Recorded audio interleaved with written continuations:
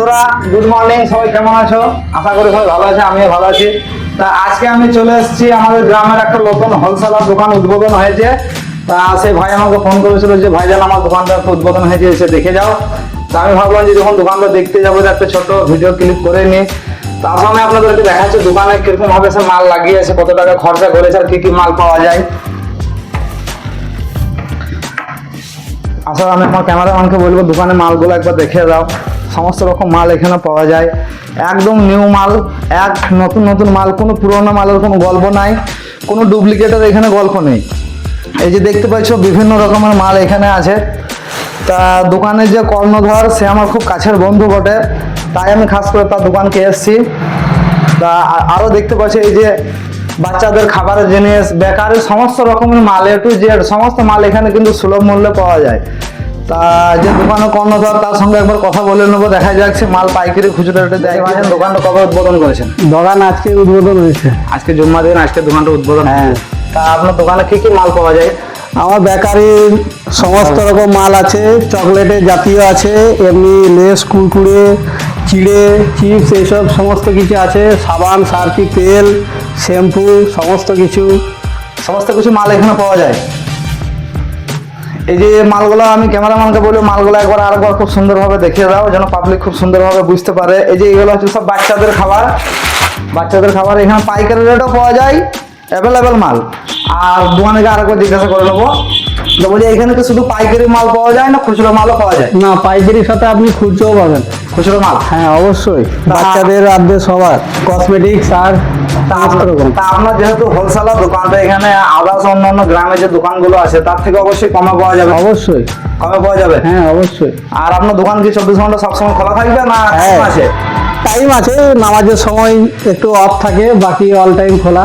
আচ্ছা, সপ্তাহে কোনো বার কি বন্ধ থাকে আপনার দোকান? না, এখন তো সেরকম কিছু সিদ্ধান্ত হয়নি, যদি হয় তাহলে জানিয়ে দেবো। দেখতে পাচ্ছি হোলসেলারের মালগুলো। তা দাদা দোকানে আমি আপনাকে বলছি, তা এই যে দামটা দেখতে পাচ্ছি এখানে প্রিন্টে দাম করা আছে 180 টাকা। তো এই দামটা আপনি ক টাকা নেবেন? এটা যদি কেউ একটা নিতে আসে তাকে 120 টাকার মধ্যে দিয়ে দেবো। আর এমনি যদি দোকানদার আসে তার থেকে আরো অল্প রেটে দেবো। আর এই যে এটা গুড নাইট সেই মশা তাড়া সেগুলো বটে নাকি? এগুলোর দাম যেমন 105 টাকা আছে এক খাপের দাম। তা যদি আমি খুচরো রেটে নিই, এটা খুচরো যদি নিলে আপনাকে 95 থেকে 100-র মধ্যে দিয়ে দেবো, মানে 10 টাকা ছাড়। হ্যাঁ, অবশ্যই। আর আরো যে সমস্ত এই যে তেলগুলো আছে, এই যে নেহার তেল তেল 95 টাকা প্রিন্ট আছে, আপনাকে আমি 85 টাকা থেকে 80 টাকার মধ্যে দিয়ে দেবো। 80 টাকা, মানে একদম পাইকারি সুলভ মূল্যে আমরা এখানে অবশ্যই। বেশ, এইটা তো কসমেটিক মালে হইলো। দেখাই যাক এইদিকে যেমন বেকারের মালগুলো আছে, এই যে রুটিগুলো যেমন আছে, রুটি 6 পিস রুটি, এই যে আপনার কাছে ওটার দাম 30 টাকা। 30 টাকা, হ্যাঁ, মানে এক রেট 30 টাকা এটা। আচ্ছা, আর এই যে বিস্কুটগুলো আছে, বিস্কুট আপনার ওইগুলো বিক্রি আছে 170-80, আমি দেবো 150 টাকা। 150 টাকা, মানে তবু এগুলো 30 টাকা সেফটি। তা এগুলো ফাইনালি বন্ধুরা দেখতে পাচ্ছি এগুলো অলরেডি একদম খুব কম দামের মধ্যে এখানে পাওয়া যাচ্ছে।